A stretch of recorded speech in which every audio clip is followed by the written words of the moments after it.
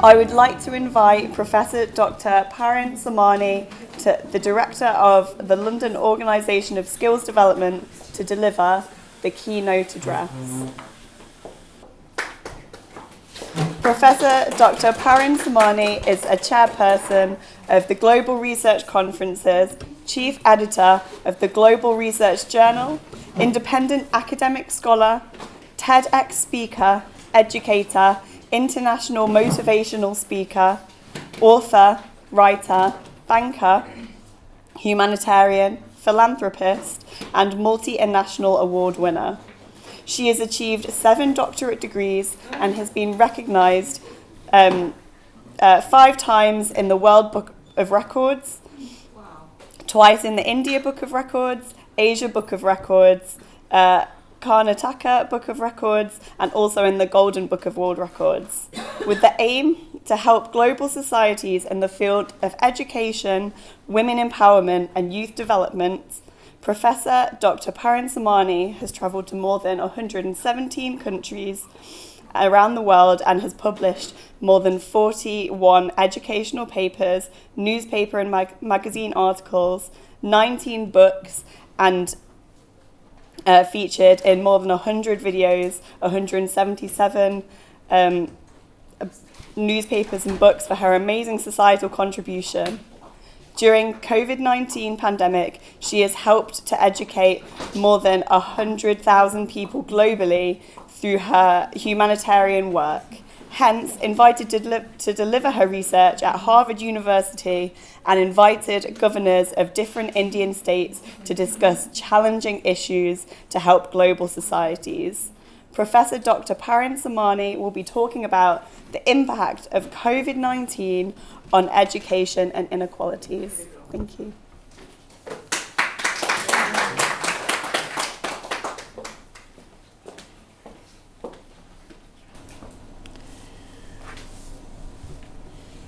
Once again, good morning again.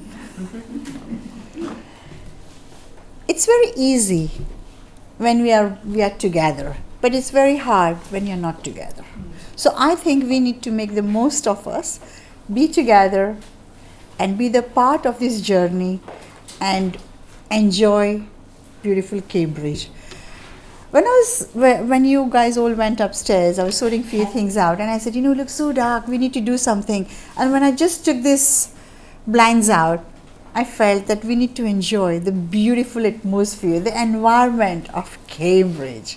That's what we work for, Cambridge, and that's the word. The word is itself is so heavy. So if you look at it, how the education moves around, like Cambridge, Harvard, they are the heavy words. Just to say even, it's like a heavy words, like Oxford.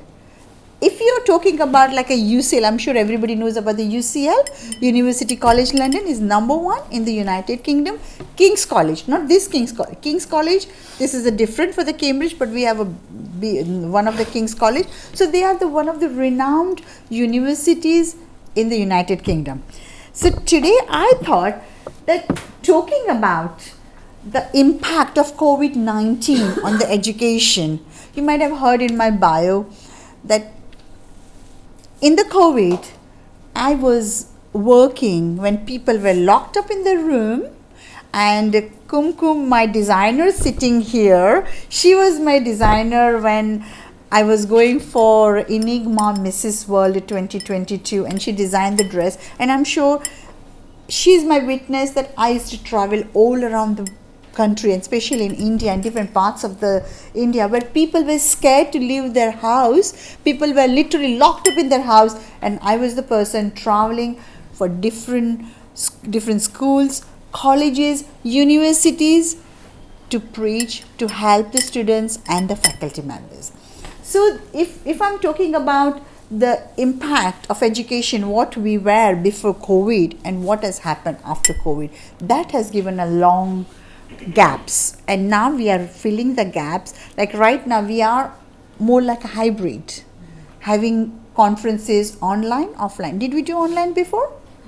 Because many educationists are sitting here. Did we do online? No, because we only used to believe in offline. But right now, if you can't make it, it's okay. You can still do the conferences. I'm sitting in London and every single day my programs are running anywhere in the world. They call me as a chief guest, they call me as an inaugurator, some or other way my speeches are there. Why? Because the world has become too small. It's just in your palm. And in this palm, you can carry the whole world, connect with the people, even though you don't know them, you're still together. Okay? So this is my personal code that cultivates self-belief. Cultivates self-belief and confidence, because we all have the ability. We all have that strength to create a positive societal change. Everybody sitting in this room are powerful. But your soul is even more powerful. Why? Because you have made a decision of coming here because you want to help others. My aim of my keynote speech is, and I'm very proud that today I'm a part of King's College, Cambridge, where I can be a keynote speaker. That has given me a lot of privilege, that yes, I can help and support and inspire them. So my aim is to build the sustainability after COVID-19, where we have all gone through a lot of challenges and still we are facing. Look at the economy is gone so high, each and everything. The rapid change in the political, social system where we want to help, and this pandemic has given a lot of changes in our personal life, health inequalities, education, gender, unemployment and poverty level. So we want to bring it up and we want to help. So education is a vital part in our life, and without education we can't survive. And I think that is going to help us, that is going to support us how we want to be a part of the larger society. So basic human rights, every human rights has got a potential to be part of learning, and our life is a lifelong learning. Education can overcome challenges. Because of education, we are here. What we are, not because we want to be here, because what we have learned in the past, that has connected us to be the part of GRC. So apply knowledge to the education, novel scientists, discoveries and health related medicinal things which we are able to cure ourselves in a medical way, but also in Ayurveda, because I promote Ayurveda because I have been inspired, because since my health issues, my health challenges have helped me, that Ayurveda is a part of your day-to-day life. So if we talk about the education and a gender equality, that education cultivates an understanding and tolerance. If you see an educated person and uneducated, you will literally see the difference in them. The mannerism, the way they talk, the way they behave with the people, the way they interact, and the way they connect and tell what to do and what not to do. So from there you can literally identify yourself. So it is harnessing peace and unity, brings the society together with the education and reduce inequalities, eradicate the misconception. So sometimes, like we want to do something but we can't do it because there is a gap and we want to fill that gap. But how do we fill it up? Through the education what we are learning. It's a lifelong learning, and that will help us to support us. If we talk about the gender equalities, still there are a lot of gaps. Even though you go to anywhere in the world, still you will see the men are better than the women. I'm saying no, we are the same like them. I'm not saying we are better than them. I don't want to make a statement that, but I want to say we have the equal rights what they have, and we can do the same thing. Even for us, that as a woman, we have empowered our family, our children, our society, and plus we are a working mother. What does the man do? If you look at the balance, we are more. We do more and we are put down. So that is not accepted. And I'm very sure that gentlemen sitting here, I'm very sure you'll agree that. And I'm very happy when I see the beautiful couple there. Honestly, it makes me feel proud that yes, you need a man like that who can help and who can inspire the other women. So gender equality is the fundamental human rights, form a vital foundation for a peaceful and a sustainable world. Progression for more females acquire education through attending school, colleges, diploma courses, and help them. So let's force early marriages, especially in England, living here. There are early marriages happening here. Trust me, it's not just happening in India. Am I right, Dr. Parul? Here there is happening the early. You know what they do? They are making the family come together. They just get the children married, and the girls are suffering. They are coming from back home, from Pakistan, from India, from small places, Africa, and really they are going through a tough time. It's not just in a third world country it's happening. It's happening in England, and I'm a witness for it.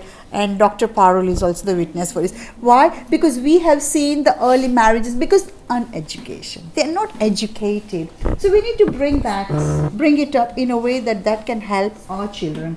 More females being appointed in the leadership. Now you can see there are so many women, and especially it gives me a very proud moment to say I'm coming from originally from India, and it gives me very happy that our President Murmu, she is from a tribe. And she is the President of India. That is a very proud moment for me to share with you. Why?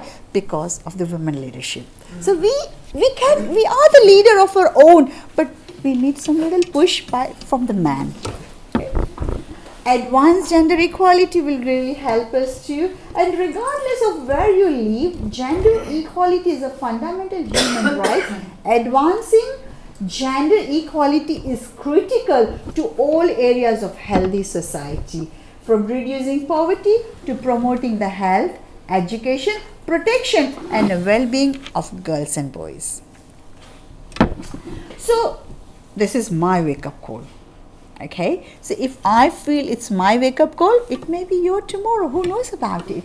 So as I've been traveling 117 countries, not just for that, but because I had the health challenges which I was facing, few of them are aware of it, and that challenges have made me travel to see the world. I was initially seeing the world, nothing more than that, but then later on I started conducting myself for motivating the lectures. Let me tell you a little brief story. I don't know how much time have I got, but I'm sure I have got some time. Am I right? You've got all the time at the conference. Yeah, 10 minutes? I have got all the time, but what about my beautiful souls here? I can't take all the time from you. Give it to you. Oh, thank you. So when I lost my eyes in 2010, I became blind. I lost my eyes. There's a big story. So if you just Google my name, Parin Somani, you can see that. And 2001, my little one who is taking my video right now, she was only 15 months when I lost my eyes. And 2001, they found out I got an ampuloblastoma. So my half of my face is been reconstructed. I got an ampuloblastoma, which is a cancer which only stays in the face and moves around there. So I have come out of that in 2010. This was my second attack of the cancer, which was the last stage, and I was survived only because the love and affection of the people. It's the Supreme who has given me that power, the Supreme that has helped me to connect with you, because I was supposed to meet you. That's why I'm here. Amen. Yeah, that's the reason I'm here with you. So that's why I started traveling. Even in the COVID-19, I never felt the flights were completely empty. And the tickets I was getting it really cheap, like at 10 pounds and 12 pounds. And now these tickets have gone up to 100 pounds. Same tickets I'm paying now. The hotels, like a 5-star hotels, I cannot believe I was paying like 15 pounds, only 15 pounds in a 5-star hotel. For me and my daughter were sharing the room.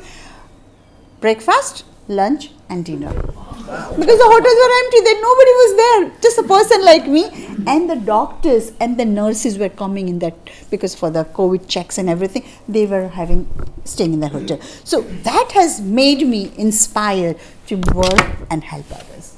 So this is all my work. You can see I've been traveling to the small villages, small places, and this is a place where I was visiting the hospital, the little children, the orphanage school. This is Don Bosco. I'm sure people might know Don Bosco, yeah? That's a Don Bosco school. This is one of the university. I was in Ganpat University putting the hats on where the university children were there. We all have to wear the mask because of at that time everybody were wearing. This is the beautiful young girls. I met them and they were going on a trip and they invited me and I was part of them. This is the place where we are building a school in Jharkhand, in one of the part of Gujarat, in one of the part of India. Next, please. I had opportunity to meet many governors of India. The one who is there, he is the governor of Rajasthan, Kalraj Mishra. The people of India, they'll know he's a Kalraj Mishra, he's a big governor from Rajasthan.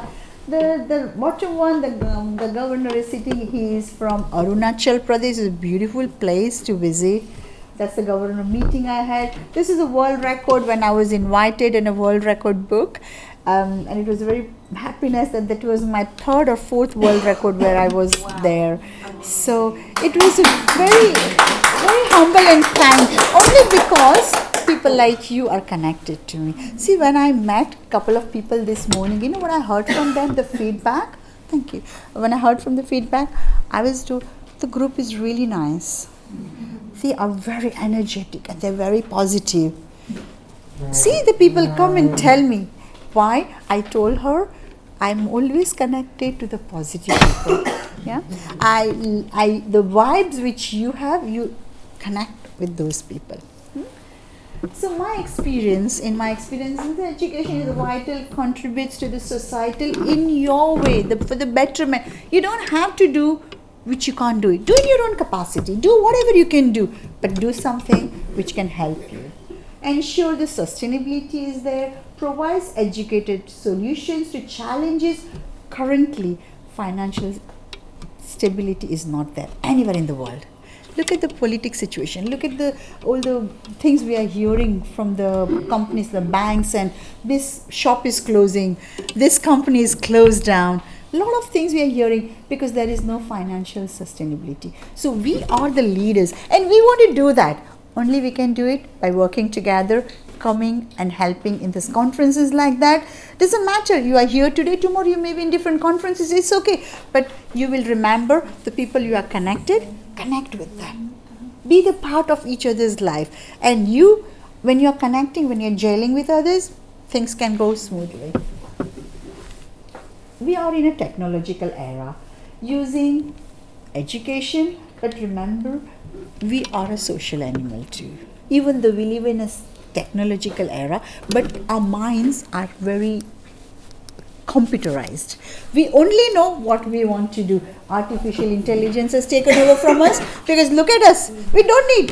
This is our Google. This is our new mother who talks about everything. If you don't know anything, just go on a Google, find it, and you'll know everything. So, for example, I think so. My daughter said, "I have got this pain." I said, "Mommy, what do I do?" I said, "Go and look for the new mother. Google will tell you everything." So now, the digital inequalities and gender inequalities, these are the negative mental health impacts. So I think we want to stay away from that, and we want to make sure the lockdown measures has given isolation, loneliness, and we are coming out of it. And I'm so grateful that you have made a decision of coming out of your country, because there are so many different countries are here. Different states and countries are coming here from different parts of the world. This has given you opportunity to mingle and take that mental health issues from your side and helping others too. So, if I give you the approximately 83% of the students are experiencing exacerbated pre-existing mental health issues. This is from the Young Minds 2020. I've taken the research on that. Rise in the mental health issues in the students without pre-existing problem is by 25% and impact on the future students' education and society. So burdens on the public health services rising negative mental health implication. So the solution I can give you is a need for the implementation of the practical solution, help to facilitate societal globally. Take the steps towards a positive sustainable growth, and when you have got that thing in your mind, trust me, you can win the world and you can be on a success ladder. So higher education institutions are recommended to build a community that responds to need of the diverse students population. Nation must work together ensuring policy documents, policy development and continuous refinements of legislation, teaching, pedagogies reflecting modification in curriculum. I remember the curriculums not every time is changed, but there are a lot of curriculums have been changed in Western world and same goes to the Eastern world too. So my recommendation for the higher education institution, invest sufficient technology tools, hardware and software.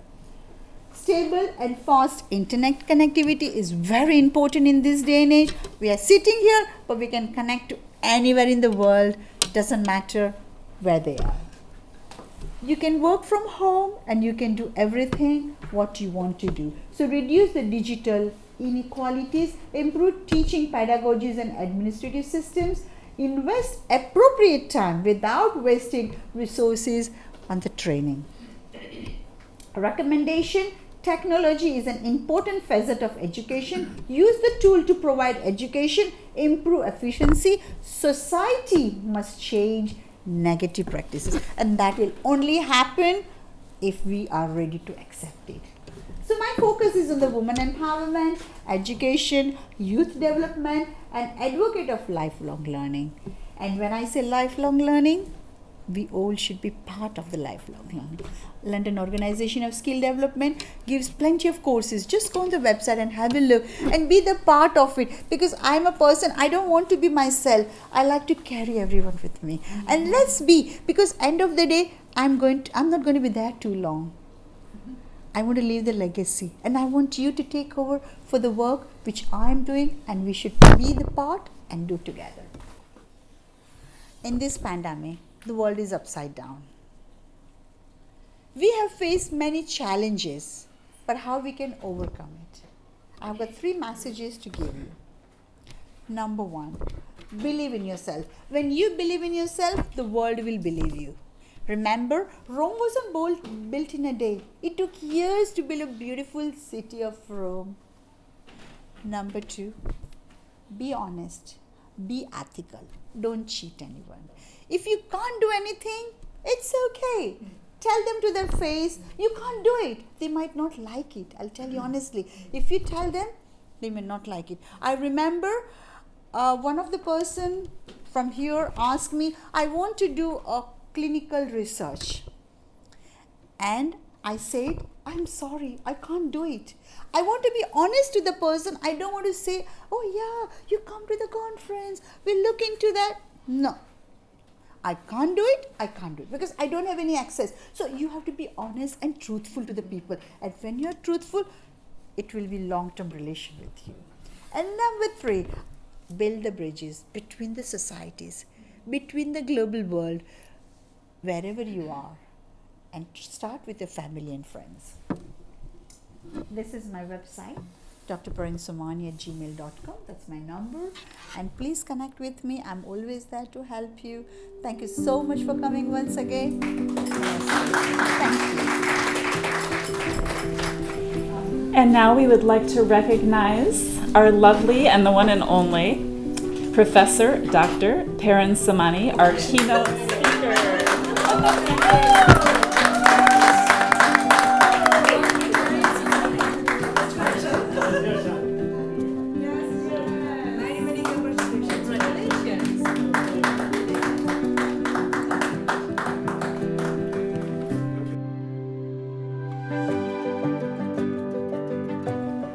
Hello, I'm speaking to Professor Dr. Parin Somani today at the Global Research Conference 2023. She's the Director of the London Organisation of Skills Development, and she was the keynote speaker today. How did you feel the conference went today? I felt really good. My aim was to bring all the speakers around the world and give them a platform where they never realize about it, that what they can do in their life. So the platform which we have given them, that we wanted to bring them to the King's College in Cambridge, where they can explore themselves. They have a lot of potential in them, but we want to bring that potential out of them, and we want to give them a platform where the aims and ambition, their goals and vision, that what we have got. So we want to bring them and help them for the humanity. Amazing. And so what did you want to see from the audience today?